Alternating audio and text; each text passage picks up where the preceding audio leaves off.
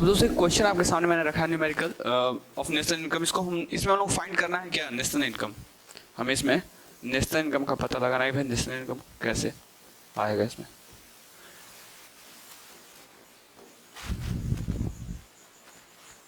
यानी कि NNP eight FC हमें निकालना है,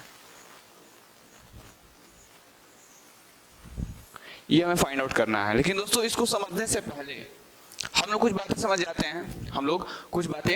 जाते हैं, इसको बताने से पहले, ठीक है। चलिए, जिससे कि आपको ये स्मूथली आप क्या कर सकते हो, सॉल्व कर सकते हो। मैं इसको ऊपर करता हूं।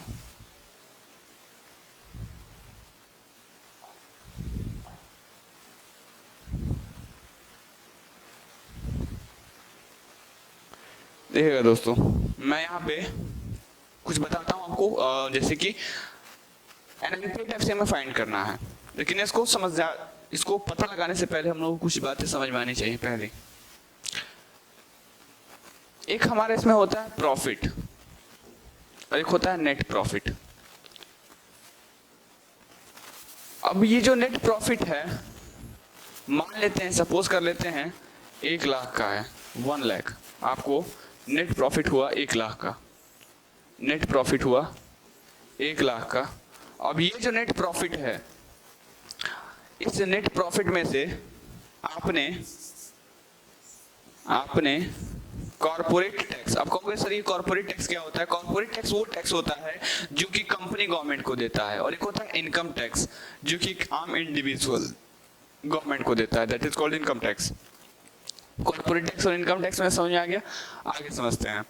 तो ये होता है आपका कॉर्पोरेट टैक्स। मान लेते हैं कॉर्पोरेट टैक्स आपने दे दिया 20,000, उसके बाद जो बचा दैट इज योर 80,000। अब इस 80,000 में से आपने कुछ डिविडेंड दे दिया। कितना डिविडेंड दे दिया? कुछ डिविडेंड दे दिया, मान लेते हैं 25,000। तो लास्ट में जो ये बचा आपका 55,000 है, यानी 55,000। ये क्या है?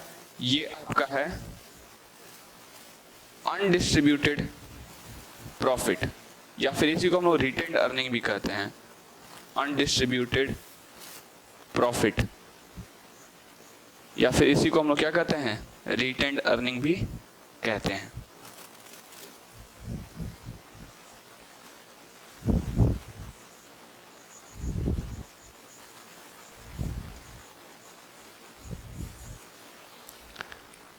तो नेट प्रॉफिट 1 लाख का हुआ, कॉर्पोरेट टैक्स 20,000 का, उसमें बचा 80,000। 80,000 में से उन्होंने डिविडेंड को माइनस कर दिया 25,000, बचा कितना? 55,000। और यही 55,000 आपका क्या है? ये 55,000 आपका अनडिस्ट्रीब्यूटेड प्रॉफिट है। और यहाँ पे आपका क्या दिया है? यहाँ पे आपका रिटेन्ड अर्निंग, यानी कि अनडिस्ट्रीब्यूटेड प्रॉफिट को ही रिटेन्ड अर्निंग कहा जाता है, अनडिस्ट्रीब्यूटेड प्रॉफिट को ही रिटेन्ड अर्निंग भी कहा जाता है, ठीक है।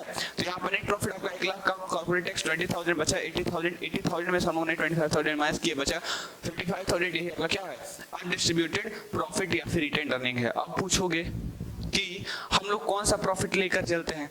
हम लोग कौन सा प्रॉफिट लेकर चलते हैं? क्या हम वो प्रॉफिट लेकर चलते हैं जो कि आपका, हम लोग क्या वो प्रॉफिट लेकर चलते हैं जो कि नेट प्रॉफिट है? यहाँ पे जो आपको सामने दिखाई दे रहा है साफ साफ, यहाँ पे ये नेट प्रॉफिट लेकर चलते हैं, या फिर हम ये वाला नेट प्रॉफिट लेकर चलते हैं जो कि आपको यहाँ पे दिया हुआ है साफ साफ, ये वाला अनडिस्ट्रीब्यूटेड प्रॉफिट लेकर चलते हैं? क्या चलते हैं लेके? हम लोग लेकर चलते हैं ये ऊपर वाला जो नेट प्रॉफिट है इसको। यानी कि क्वेश्चन में अनडिस्ट्रीब्यूटेड प्रॉफिट दिया है, रिटेन्ड अर्निंग दिया है, कॉर्पोरेट टैक्स दिया है, डिविडेंड दिया है, तो क्या करेंगे हम लोग? उस टाइम पर नेट प्रॉफिट निकालने के लिए क्या कर देंगे? इन सबको ऐड कर देंगे। यानी कि नेट प्रॉफिट निकालने के लिए हम लोग क्या करेंगे? नेक्स्ट पेज बताता हूं मैं आपको। हम उस टाइम पर नेट प्रॉफिट पता करने के लिए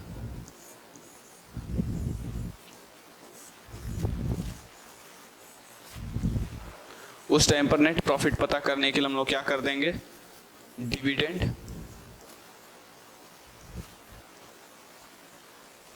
प्लस कॉर्पोरेट टैक्स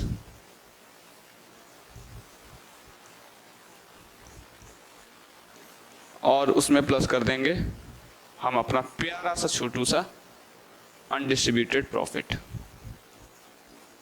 यानी इन तीनों को ऐड करने पर हमें क्या मिल जाएगा, नेट प्रॉफिट मिल जाएगा।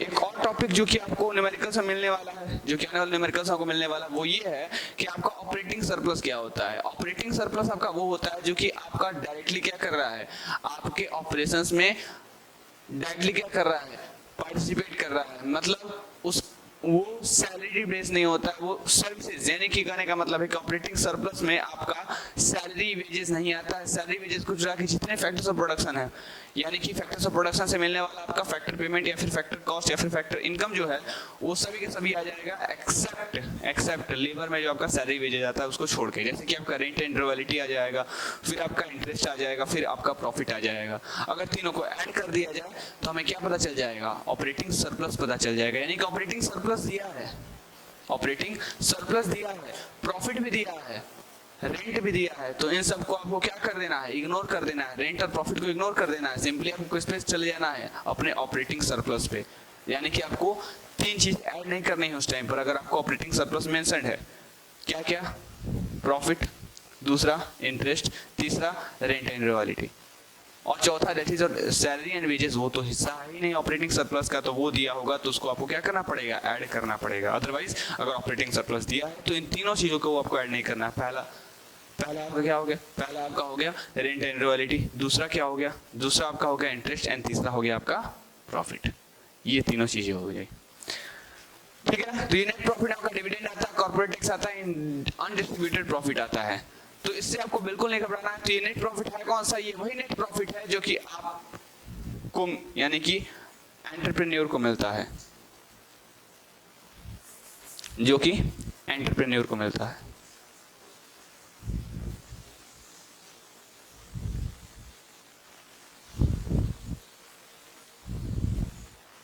ठीक है, ये वही नेट प्रॉफिट है। अब क्वेश्चन पे आ जाते हैं।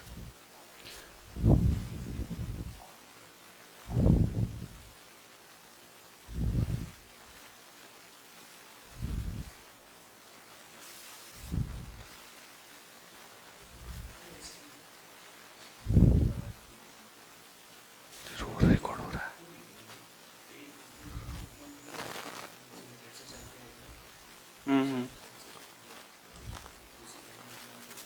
ठीक ठीक।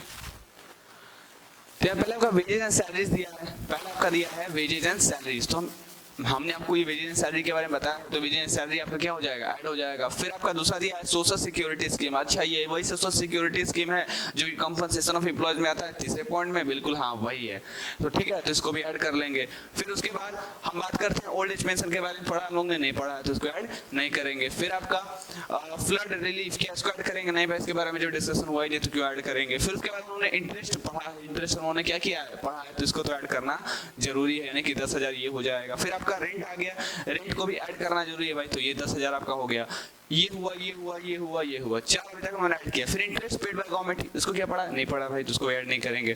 फिर उन्होंने देखा डिविडेंड, डिविडेंड क्या पढ़ा, अभी तो मैंने आपको बताया था डिविडेंड के बारे में, अभी तो मैंने दोस्तों को बताया था डिविडेंड के बारे में, तुरंत अभी आपको हमने बताया था डिविडेंड के बारे में। तो डिविडेंड में क्या हो जाएगा भाई, तो डिविडेंड दिया है आपका, फिर अनडिस्ट्रीब्यूटेड प्रॉफिट दिया, तो आप क्या करोगे, प्रॉफिट पता करने के लिए, आप प्रॉफिट पता करने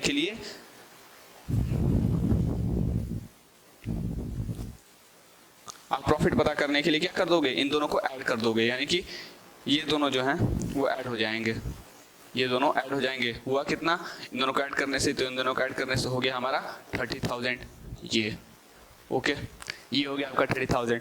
फिर आपका सेल्फ एम्प्लॉयड, सेल्फ एम्प्लॉयड के बारे में मैंने बताया था भाई, सेल्फ एम्प्लॉयड के बारे में आपको मैंने बताया था कि अलग अलग सोर्सेज ऑफ इनकम होते हैं, तो वो भी आपका ऐड हो जाएगा, वो भी क्या हो जाएगा, ऐड हो जाएगा, ठीक है। तो सेल्फ एम्प्लॉयड का ये भी आपका ऐड हो जाएगा, ये भी हो गया, ये भी हो गया, यानी ये कितना हो गया, 80,000, 30,000, 110, यानी कि 1,10,000, 1,10,000 के बाद ये दोनों, यानी कि 1,30,000। फिर आपका ऊपर जो दिया था, ऊपर जो आपका दिया था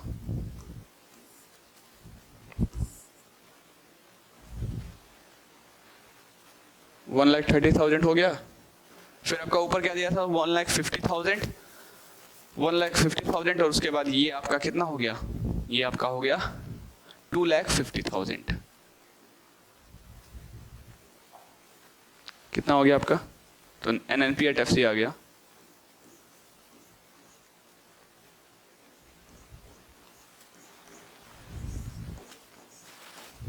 2,50,000। NNP एट FC आ गया आपका 2,50,000। ठीक है दोस्तों, यहाँ तक आपकी सारी बातें क्लियर हो गई। तो ये मैंने आपको न्यूमेरिकल्स आज कराए, बहुत अच्छे तरीके से आपने देखा कि भाई क्या क्या चीज़ें होती हैं, मैंने आपको उसके बारे में बताया। ऑपरेटिंग सरप्लस के जो क्वेश्चंस हैं वो भी करेंगे हम, बिल्कुल करेंगे, उसमें कोई दिक्कत नहीं है, वो भी आराम से हम करेंगे। ऑपरेटिंग सरप्लस के भी क्वेश्चंस होंगे।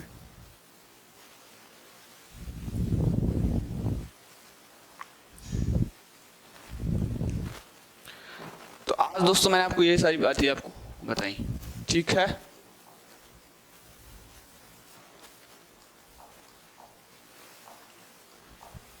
हम लोगों ने स्टार्ट किया यहाँ से GDP एट MP से हम लोग NNP एट FC पे कैसे जाएंगे। ये आपका नेशनल इनकम एक्चुअली होता है, ये आपका क्या होता है, नेशनल इनकम होता है। मैं यहाँ लिख भी दे रहा हूँ, नेशनल इनकम।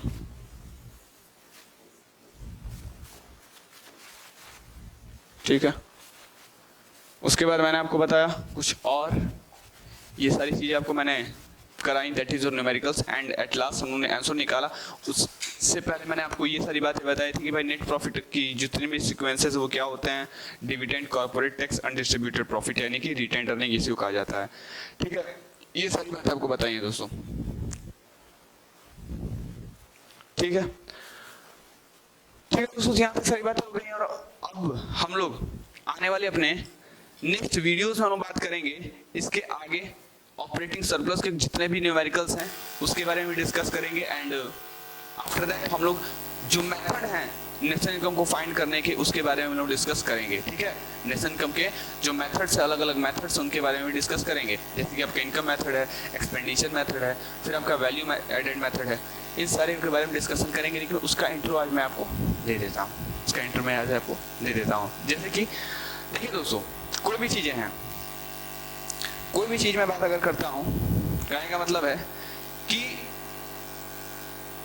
ये जो आपका आउटपुट है, इस आउटपुट को बनाने के लिए आपको कुछ खर्चे करने होंगे।